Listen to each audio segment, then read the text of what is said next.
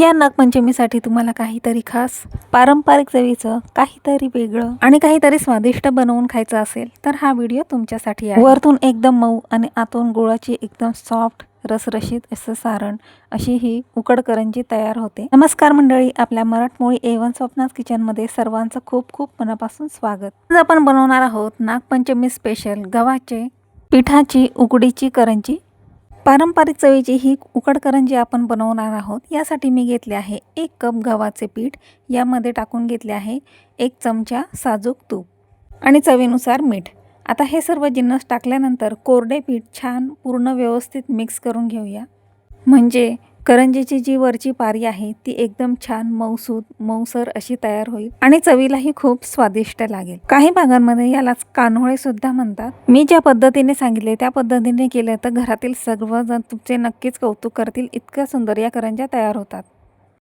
आता या पिठामध्ये थोडे थोडे पाणी टाकून याचा घट्टसर असा आपल्याला गोळा बनवून घ्यायचा आहे। ही करंजी वरतून एकदम मऊ, आतून एकदम खमंग गोड सारण आणि चवीला एकदम स्वादिष्ट असे तयार होते। तर मंडळी, अशाच छान छान रेसिपीज पाहण्यासाठी आपल्या मराठमोळी A1 स्वप्नास किचनला पटकन सबस्क्राईब करून बेल आयकॉन देखील नक्की प्रेस करा आणि रेसिपी आवडली तर पटकन एक लाईक नक्की करा। तर आता पिठाचा इथे छान घट्टसर असा गोळा तयार झाला आहे। हा मी 15 मिनिटांसाठी झाकून ठेवते, म्हणजे पीठ छान मुरले जाईल आणि करंजी एकदम छान मऊसूत अशी तयार होईल। आता पीठ मुरते तोपर्यंत आपण खमंग गोड चवीचे असे सारण बनवून घेऊया। त्यासाठी मी इथे सुक्या खोबऱ्याची 1 वाटी घेतली आहे। हवं तर तुम्ही इथे ओलं खोबरं सुद्धा घेऊ शकता। तर इथे मी खोबरं आता किसून घेणार आहे।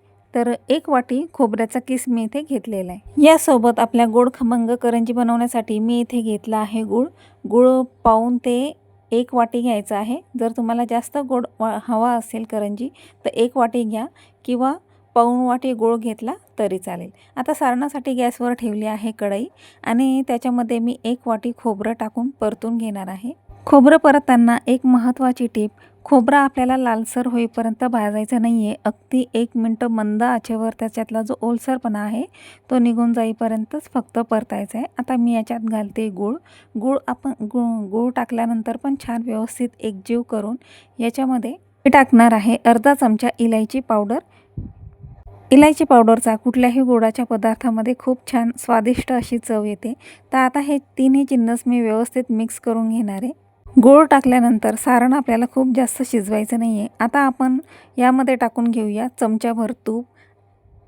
तुपाने या करंजीला आणखीनच खूप छान स्वादिष्ट खमंग अशी चव येईल। आता गॅसची फ्लेम मी बंद केली आहे आणि फक्त म्हणजे गूळ वितळेपर्यंतच आपल्याला हे गरम करून घ्यायचं आहे। खूप जास्त आपण हे तापवलं तर याचा म्हणजे गूळ सारण आपलं जे आहे ते कडक होऊ शकतं। त्यामुळे खूप जास्त हे शिजवू नका, फक्त अगदी मिनिटभर मंद आचेवर सर्व जिन्नस व्यवस्थित मिक्स करून घ्या।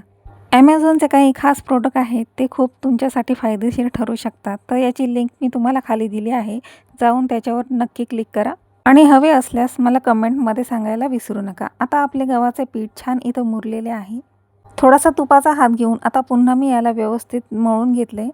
सगळ्या करंज्या एकसारख्या व्हाव्यात म्हणून मी इथे हे पीठ असं व्यवस्थित मळून त्याचा एकसारखा आकार देऊन त्याला चाकूने कट करून घेणार आहे, म्हणजे आपल्या करंज्या लहान मोठ्या न होता अगदी एकसारख्या एक आकाराच्या होतील, दिसायलाही सुंदर दिसतील। तर अशा प्रकारे चाकूने मी एक एक गोळा छान व्यवस्थित एका आकाराचा कट करून घेतला आहे। आता या पिठाचे छान मस्त गोल गोल असे गोळे तयार करून घ्यायचे। इथे करंज्या मी मोठ्या आकाराच्या बनवते आणि 1 कप गव्हाच्या पिठापासून इथे 6 गोळे तयार झालेत। मस्त पेड्यासारखे मऊसूत गोल गोल हे गोळे तयार करून घेतलेत। आता याची आपल्याला पुरी एवढी पातळ चपाती लाटून घ्यायची। या पद्धतीने जर तुम्ही ही उकड करंजीचा नैवेद्य नागदेवतांना दाखवला तर तेही खुश होतील आणि घरातलेही सगळे तुमचे कौतुक करतील।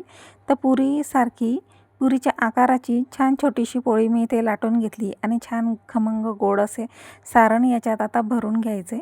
सारण भरताना करंजीमध्ये शक्य तितकं जास्त सारण भरून करंजी चांगली दाबून करून घ्यायची, म्हणजे खायला खूप छान स्वादिष्ट अशी लागते।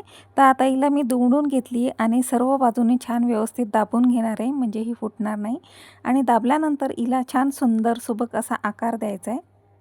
मी इथे पारंपरिक चवीची जी करंजी असते तर तसाच आकार, शेप म्हणजे तशीच नक्षी इथे मी तयार केलेली आहे. तुमच्या आवडीनुसार तुम्ही हिला आकार देऊ शकता.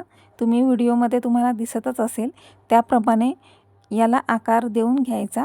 अशा कळ्या पाडल्याने करंजी दिसायलाही खूप सुंदर दिसते. आणि तुम्ही बघू शकता काय मस्त कळीदार अशी आपली करंजी इथे तयार झालेली आहे. आता हिला मी एका बाजूला एका प्लेटमध्ये ठेवून देते आणि बाकीच्या उरलेल्या करंज्या पण असंच लाटून त्यामध्ये छानसं असं मस्तपैकी सारण भरून करंज्या तयार करून घेणार आहेत. आज माझ्या एका बोटाला थोडंसं लागलं होतं म्हणून मला पोळी व्यवस्थित लाटता आली नाही, पण तरीही मी एका हाताने लाटण्याचा प्रयत्न केला. कारण लवकरच नागपंचमी येते आणि अशी उकडीची ही गव्हाच्या पिठाची उकडीची करंजी तुम्हालाही करता यावी यासाठी हा व्हिडिओ मी तुमच्यासोबत लवकरात लवकर शेअर केला. तर ही उकड करंजीची रेसिपी तुम्हाला कशी वाटली हे मला कमेंटमध्ये सांगायला विसरू नका. आणि आपल्या मराठमोळी A1 स्वप्नाज किचनच्या रेसिपी बरेच लोक शेअर करतायत, तर त्यांना शेअर करण्यासोबतच तुम्ही सबस्क्राईब करायला विसरू नका. चॅनलला सबस्क्राईब नक्की करा. तर आता करंज्या बनवून मी एका प्लेटमध्ये छान मोकळ्या हवेत अशा 5-10 मिनिटासाठी ठेवून घेणार आहे.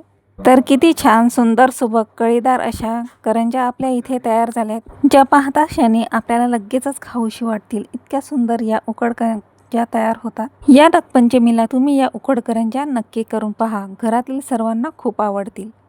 तर आता करंज्या तर बनवून झाल्या आहेत, तर याला उकड कशी द्यायची ते आता आपण पुढे पाहूया. तर आज मी स्टीमरमध्ये या करंज्या उकडून घेणार आहे. तर यासाठी मी गॅसवर ठेवले आहे स्टीमर. जवळजवळ यामध्ये टाकले आहे 1.5 ग्लास पाणी, एक स्टँड आणि पाणी उकळल्यावर त्याच्यावर मी एका प्लेटमध्ये करंज्या ठेवल्या होत्या. ती प्लेट याच्यात सेट करून झाकण लावून जवळजवळ 15 मिनिटासाठी या करंज्या मी उकडून घेणार. हवं तर कढई किंवा पातेल्यात तुम्ही या करंज्या उकडू शकता. तर 15 मिनिटानंतर छान वाफ दिल्यावर मस्तपैकी अशा छान उकडीच्या या करंज्या तयार होतात. तर अशा छान छान स्वादिष्ट आणि सोप्या रेसिपीज पाहण्यासाठी आपल्या मराठमोळी A1 स्वप्नाज किचनला सबस्क्राईब नक्की करा. व्हिडिओला एक लाईक देऊन छानशी कमेंट नक्की करा. तर छान मस्तपैकी उकड करंजी इथे आपली तयार झाली आहे. चला तर पुन्हा मिळूया अशीच एक नवी रेसिपी घेऊन पुढच्या व्हिडिओमध्ये.